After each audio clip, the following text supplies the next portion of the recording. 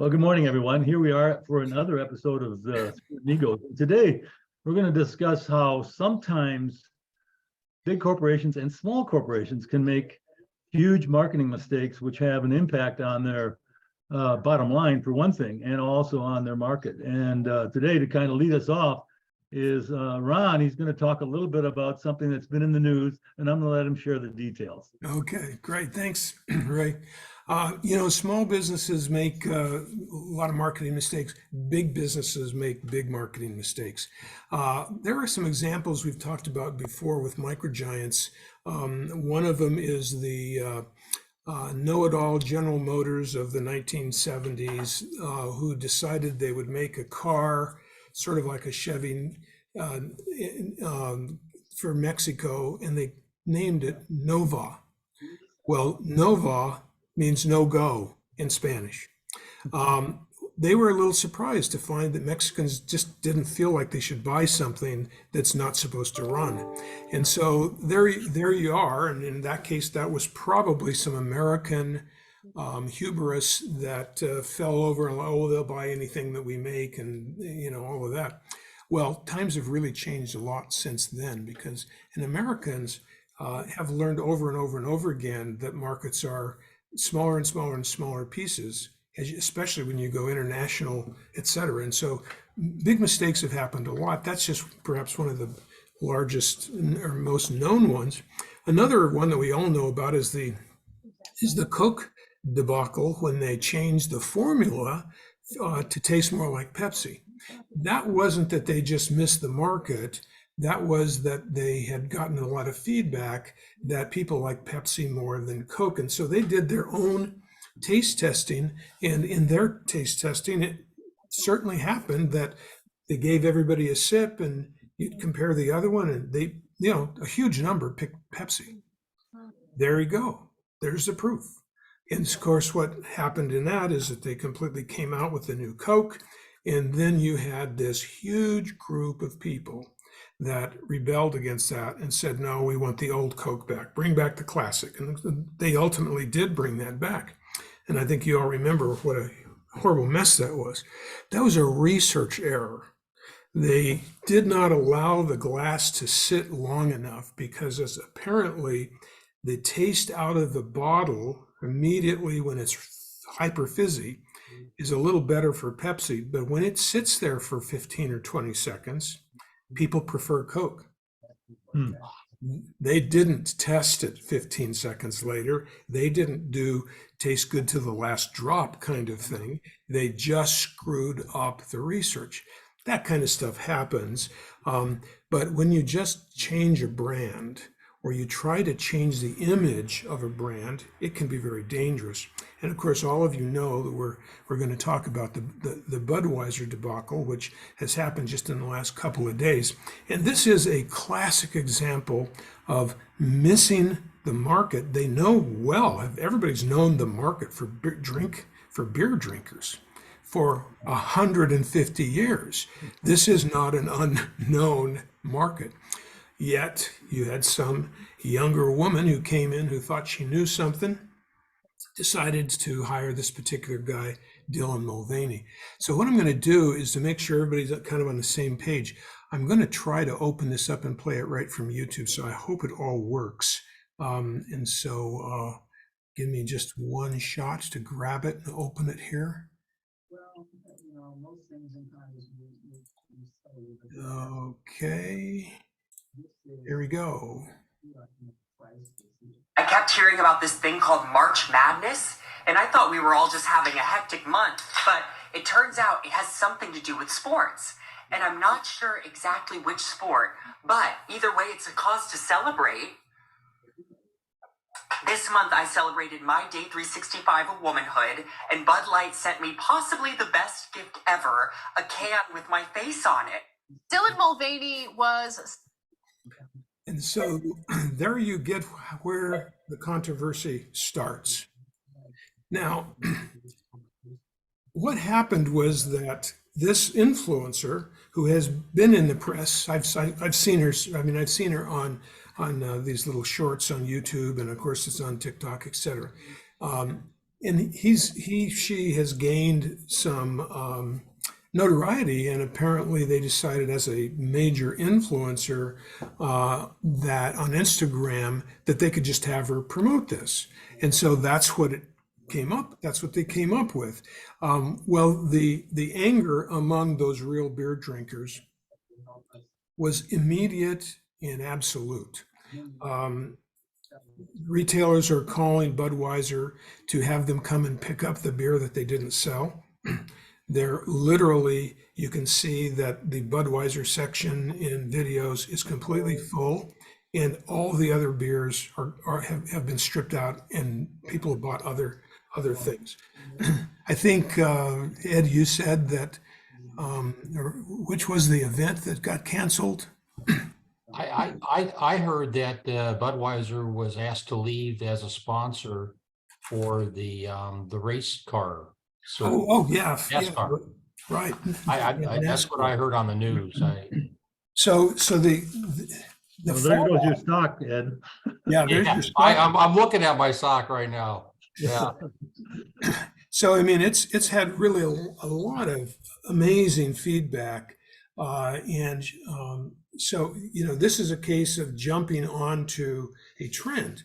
Well, this morning in the Wall Street Journal, there was an article that explains what really happened, kind of the business case. And so I'm going to read you just a few excerpts of that. This is written by a guy by the name of Fredericks, and he just recently he left Budweiser in 2022 as the U.S. president of sales and distribution. This is an inside guy. It's as inside as you can get. He wrote the article. So the brewer has fallen in line with other companies engaged in stakeholder capitalism, which prioritizes broad social issues over shareholder value. But it wasn't always this way. I worked at Anheuser-Busch, et cetera, as I already mentioned. The firm was focused on increasing shareholder value and did so in part by offering high quality, at the time, decidedly apolitical products. Bud Light. 2018, BlackRock's Larry Fink encouraged CEOs to serve a local purpose.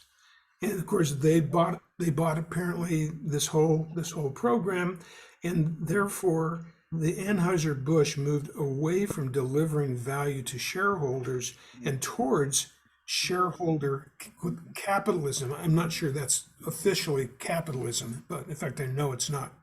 BlackRock touted the ESG, environmental, social, and governance reporting. In 2020, it launched a global diversity, the firm, Budweiser, Global Diversity and Inclusion Council. 2021, it trained 9,800 workers in bias breaking. I don't know what that is. And over 2,000 people in psychological safety. So it jumped into this whole diversity inclusion. They had dashboards tracking the demographic composition of their teams, people inside. So one of these people apparently was Alyssa Heinerscheld, who was with Bud Light's vice president of marketing, who made the decision, and I saw a clip of her also, stating that Bud Light needed to be more inclusive and said its fratty image was out of touch. In other words, they had to completely change the whole image of the brand. Bud Light was a proud history supporting our communities, military, first responders, sports fans, and hardworking Americans. And of course, he's saying that's all changed. People who were outraged wanted an apology, and they didn't get one. And people on the left wanted a defense. And so he's claiming that CEO Brendan Whitworth completely mismanaged it at the top. Of course, he also stated he didn't know anything about this. That's hard to believe. A vice president, they report to the CEO. Right. And so that's the the background here, and as so many corporations are switching over, because primarily of BlackRock, they're switching over to this ESG reporting. This is the kind of activity that follows.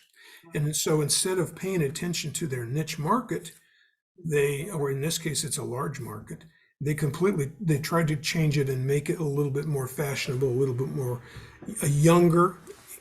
They've had problems. The beer industry has had problems with shrinking market share across the board. I'm sure all of the other competitors, the Bud Light, Modelo, Corona, and I don't know, 50 other brands.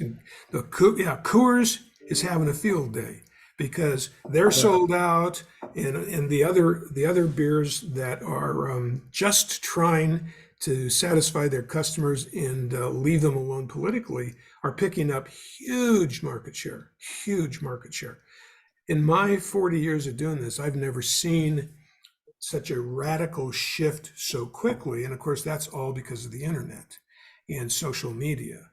So what we've got is you do something wrong, it's amplified 1 million times immediately.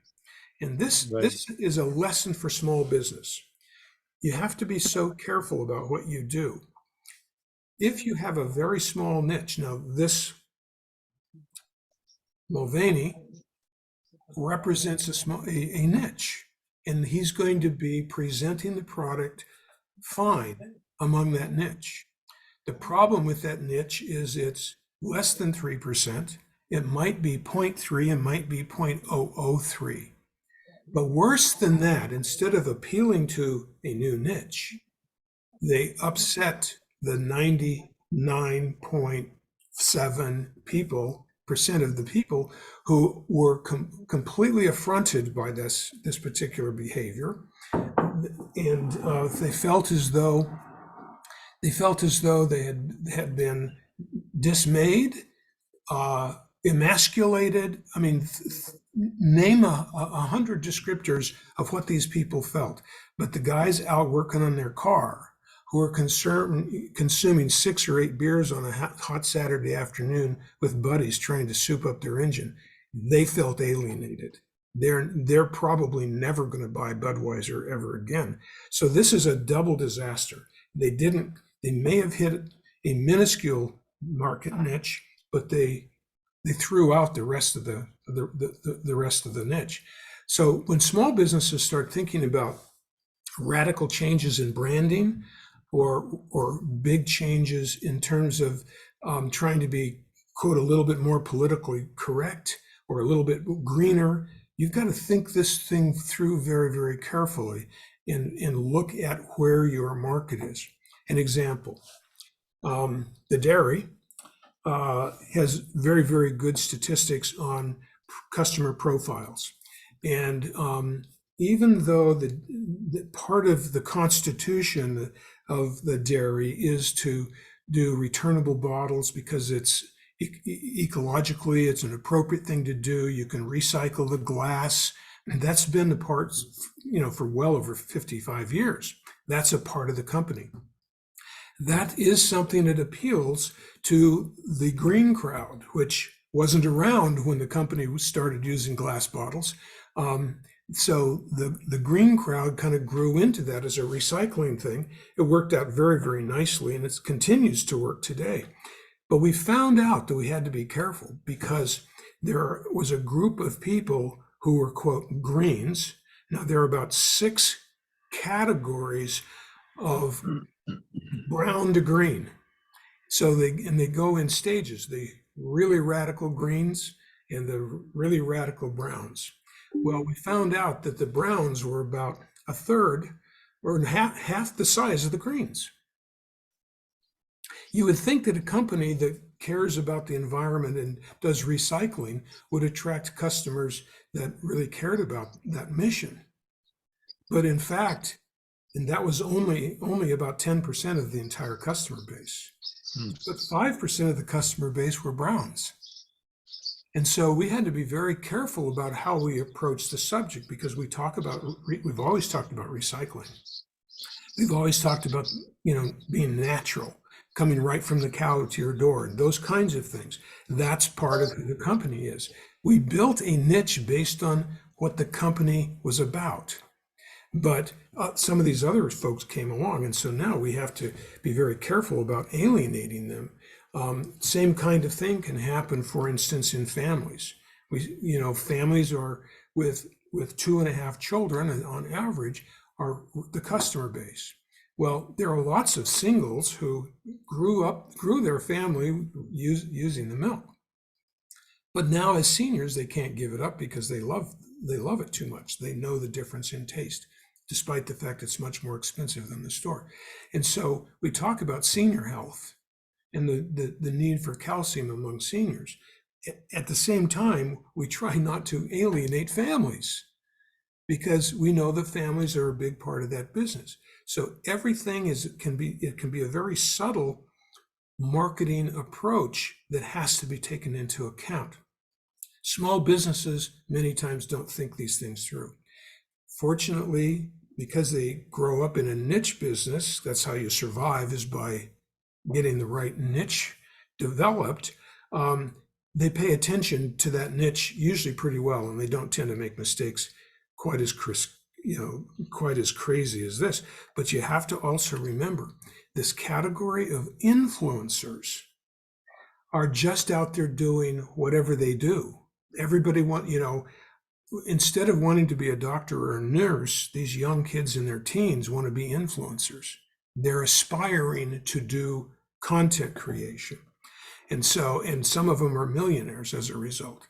And so, that's where they want to go. But when you give a young content developer license, you don't know what they're going to come up with.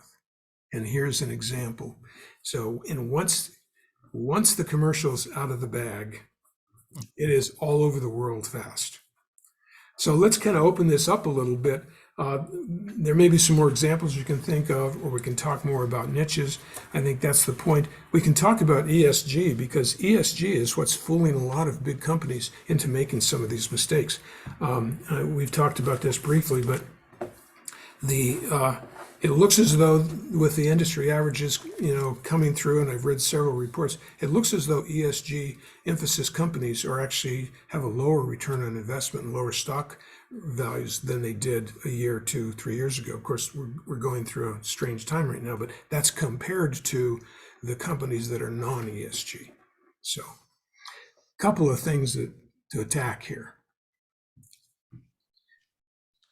Yeah, I wanted to say, I've been a proponent of ESG for a long time. I think, one of the companies that I devoted a lot of attention to in my book was Interface, that actually had a guy who by the name of Ray Anderson of all things, who in '96, realized that there was an opportunity to do something, and he was concerned about what was happening to the planet, and he moved the company in the direction of helping fight climate change. So as far as I'm concerned, profit is important. We all know that. You can't run a business without it. But I don't think it has to be mutually exclusive from either the environment or governance. And so in my mind, this is an opportunity to not only make some money, but also help people and help the nation and the world at the same time. I'd like to add on there. I don't disagree with anything you're saying, Ray, but I would say that you're going to be extremely careful when you use politically sensitive verbiage as part of your marketing campaign. I think there's a level of keeping it more general and wider. Give you an example. We operate a building that I believe good stewardship means being energy efficient and using long-lasting materials and doing things that would be recycling and renewing as opposed to ripping it out and just replacing it. So I have a certain green element to what I believe is good stewardship. And I've been tempted to say, hey, let's run on the green efficient building motive. But I said, that's not the reason we're doing it. We're actually doing this because it is actually the best thing for our clients and for us and for the planet as well.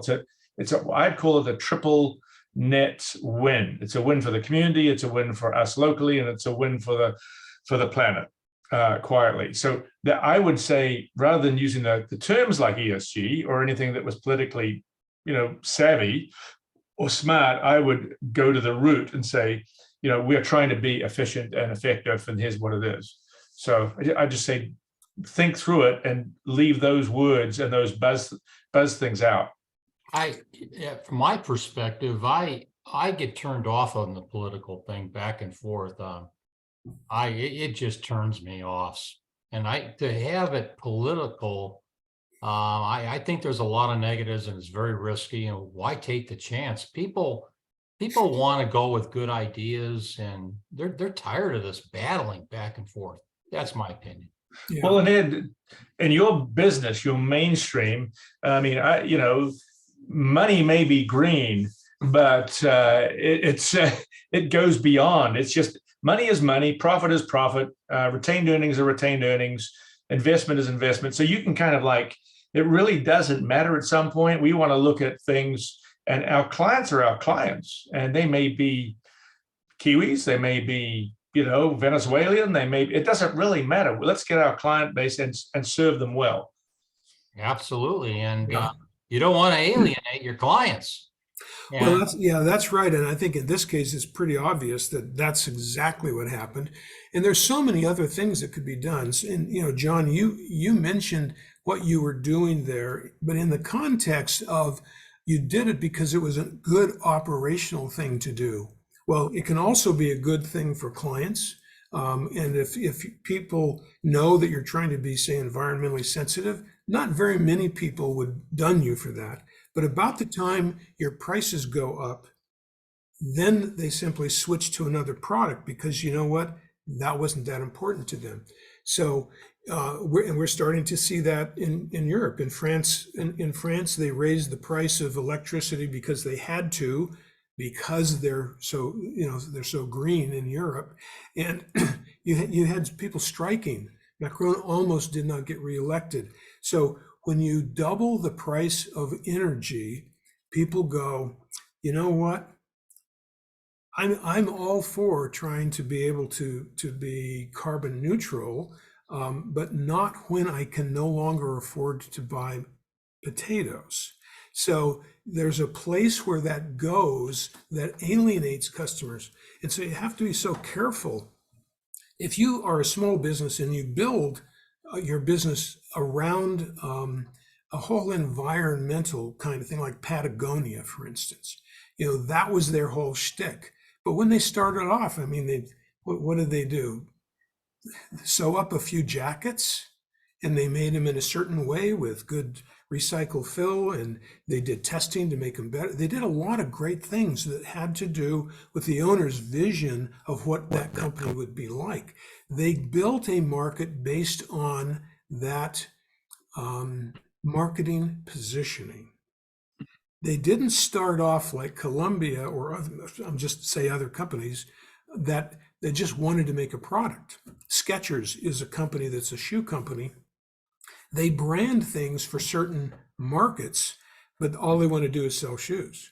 They don't care about your foot. They don't care about how you walk. They don't care whether it's really eco this or eco that. They're trying to build features into their product that will attract certain kinds of customers and increase their market share.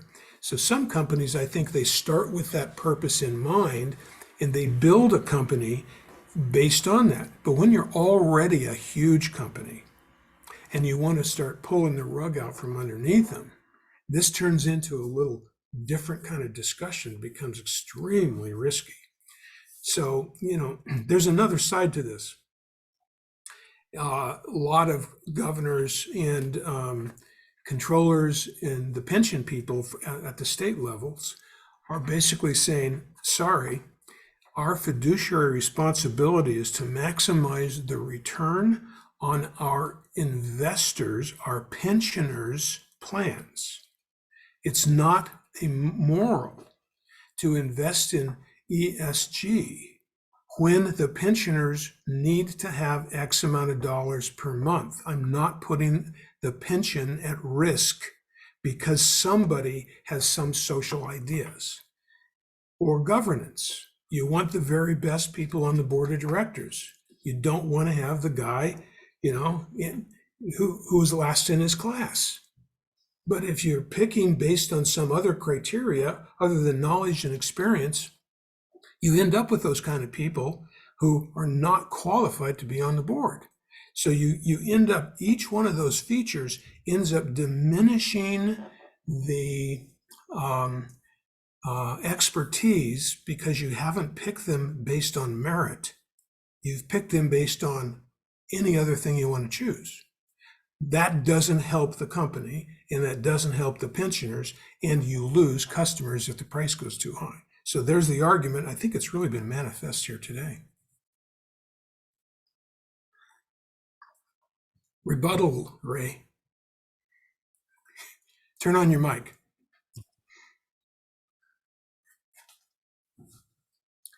We still, Ray, we still can't hear you, Ray. I'm There you sorry. I think profit is important. Obviously, you can't run a business without being a profit. Even a nonprofit has to make money or else it falls apart. But it doesn't mean you can't also be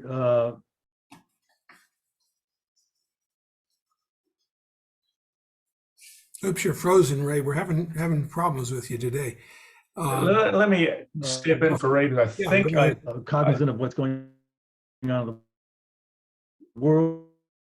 Yeah, Ray, you're breaking up too bad that we can't really understand. It's helping with your people, etc. So that's my only take on this. It's not mutually exclusive. It's not either profit, but also at the same time. Yeah, no, I'm locked. I don't. Ray, we can't quite hear you. Maybe Hello? if you turn your screen off, I think we could hear you. No, you go ahead, John. Okay, so I've got a variant, knowing a little bit about how Ray thinks on this, not speaking for him, but I've come from a point of view of having what they call a triple win, where I mentioned it earlier, where the community in general around needs to be successful as a result of your business, the shareholders and stakeholders. And the stakeholders include the employees. I think we should, in a well-run business, employees and stakeholders are one and the same thing, along with those people who actually own stock in the company. And then the world in general, in other words, we shouldn't be polluting the world in such a way as to cause long-term negligence.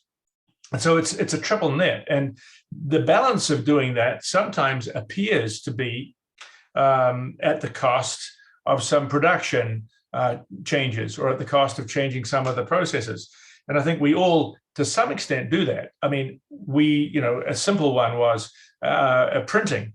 Back in the day, we used to have dot matrix printers, and they were very effective. And then they got shifted into the inkjet. Well, all of those who had inkjets, they worked really nicely, except you were throwing out inkjet cartridges left, right, and center. At some point, you go, wait a minute, I want a long-term printer with a toner cartridge that will last, and I don't have to go and keep on throwing stuff in the trash. And so we make decisions like that, not just for the immediate cost of the product, but for the long-term benefit. And I think a lot of us do that in the way we build things out, and we construct things. We want to go for a longer term than a shorter term. But in a case like that, you're talking about a company that tried to respond to the customer's wishes, you being the customer in that case. So, if you say, gee, I got to get something where I don't buy all these cartridges that I throw in, I've got to fix that somehow. There's going to be a company out there that's done market research and knows that they need to come up with solutions. You're paying attention to the customer. It is also good for the environment. So when the customer thinks about, say, recycling, or in this case, throwing a bunch of plastic away, if that becomes to a concern of your customer base, you try and fix that.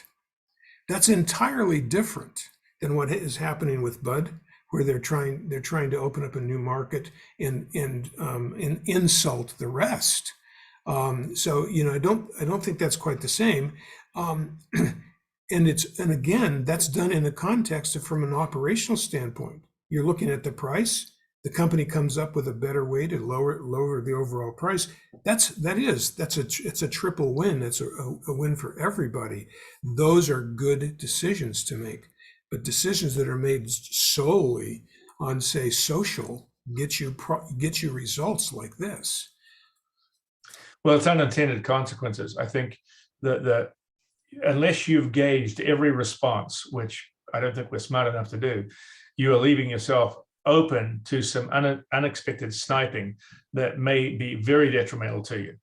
So I think in general, the rule of the road is try to think through the negative outcomes, try to think through the positive outcomes. If a person's passion gets in the way of that, they just want to do it because they think this is cool, then what they're really doing is they're not thinking about the company and they're not thinking about the market. What they're thinking about is their own personal passion. That's exactly right. And you've explained an emotional response as opposed to a rational one. And we're continually moving away from rational decisions to emotional decisions, especially, and this is really manifest. This was the desire of an individual person to be able to respond in a certain way, and it backfired. But being an old dog, we used to do things like testing. You know, you would put it out in front of a lot of people, you would get a lot of response, and then you would actually test it with real customers. It would be contained. It would be probably in a room where nobody could even bring a camera in. You don't want those kind of things out, because they would have simply had to invite a group of 10 random men who are the biggest beer drinkers, and they could do it by age, however they wanted to segment the population, and they would have had a 90% rejection rate before it ever got out of the studio. So I totally agree with you. One of the success stories in this, and exactly as you talked about, I think I mentioned it, was McCafe. McDonald's, approach to it actually came out in Australia, in the back dogs of Australia, 10 years before it went public over here in America. It went from Australia quickly into New Zealand, and I was in a McCafe in the late 80s at the airport. They tested it out to see how it would and wouldn't work and what the expectancy was, and they picked those two countries for the demographics that were fairly similar to the demographics in America. But they did the studies, they did the test, and they got responses back that led them to say this is a sane thing to do. Mm-hmm. Right. And they spent a lot of money and time doing that. And all I'm suggesting is that we're in a world right now where things are so rapid that mistakes are amplified so incredibly that you really have to stop and think about how you're going to do it. I'm working on some stuff like this, very similar to this, for the dairy. We've been working on this 3 months. Okay, 3 months. We're not going to be having outside people, being influencers, telling us or deciding what they want to do. Now, people do that anyway. Customers have done videos, and we get that kind of stuff all of the time. When it's really negative, we very politely ask them if they could remove something or, whatever. We also have customers that are not happy, that sort of diss us. But you have to realize that this is the world we're in today, when you have to test and retest, and you have to have customer service that is absolutely flawless in order to be able to have, we're talking about a 99.7% accuracy rate at the door of every customer over 10 years. That's how you do that. You don't come in and say, oh, by the way, we've decided this is going to be a totally new product for a niche group that hardly any of you can even recognize what that niche is. So, it's just a whole different way of doing business. This could have some good fallout. This could teach everybody to slow down, think about what you're doing, put experienced people in positions of authority. This is a symptom, and again, this is ESG. This is a symptom of putting someone in a spot who did not have the merit in that career to afford being in that spot, because she was obviously misinformed and incompetent. Well, the other thing, though, Ron, related to this that is disturbing to me as a shareholder, is that I think you said at the beginning of your monologue that CEO claims he doesn't know anything about it. Yeah. To me, that's unacceptable. It is unacceptable. And that's what a CEO does. Yeah, right. And especially a big promotion like this, a significant promotion that had a departure from what they've done in the past. Mhm. You would think that he would want to see the testing results before they went public with this. Right, And I think that's another thing that's a problem nowadays. Everybody says they didn't know about it. right. To me, that's not an excuse. Well, and in PR, you never lie. You never lie. You know, trying to cover stuff up in this day and age where everybody's on camera, you know, they're recording conversations that are private. I mean, the one thing that customers expect from every single business that they buy from is that they have an honest product with the best customer service that they can do, and they don't lie about the ingredients, and they want honesty. This is a virtue that seems to be, in some cases, disappearing in this country. Companies have to be impeccably honest about what they do so that customers have faith. So here you are, a stockholder, probably a very major stockholder. Not very minor, mostly. You may But choose. important to me, trust me. Yes, it is important to you, and so you may make the decision not to try them again. To me, as an investor, to me, it says the CEO has no control of his company. That's exactly right. Therefore- And that's how I would vote if I was Yeah. on board. Yeah, That $1 million I was going to invest in Budweiser, it's going to go to, Molson Coors now. yes. Well, you know, another thing you brought up that's very important is that anything you say publicly now, be prepared that it could go viral at any moment. That's right. So there was a episode with a CEO of a large company this week who started off with a message to her shareholders or some audience, and during the middle of it, she just got mean. Oh, wow. And that thing went viral, and she didn't apologize right away. I mean, she looks kind of foolish, and it hurt the brand. Well, yeah, and of course there's this, Bill Gates and so many of the leaders who start off with the company and do very well, and they're, Elon Musk, et cetera, they become a personality. And the personality can be either good or bad. I mean, you like Trump or you hate Trump. He reeks of his personality everywhere he goes.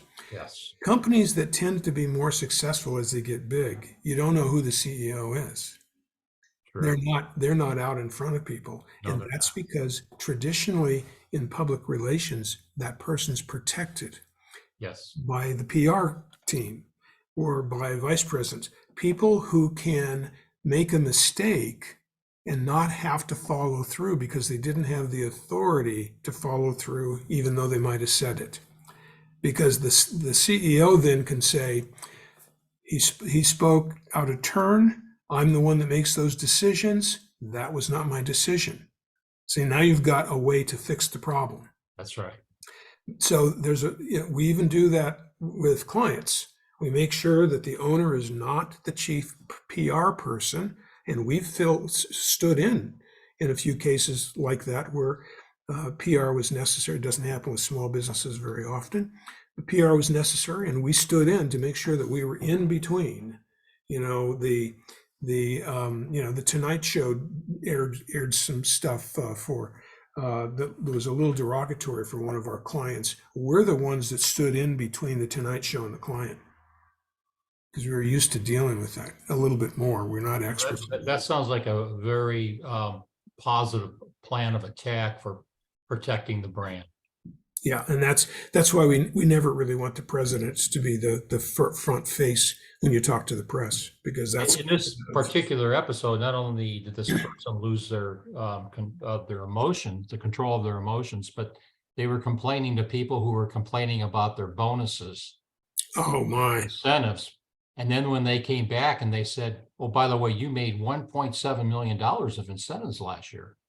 Right. You're concerned, and you're downgrading us about being concerned about our incentives. Right. What about you? Yeah, that's right. I tell you what, it was not a positive. And Yeah. it's still out, and it's out there forever. So emotions are a very vital part of how we do make decisions.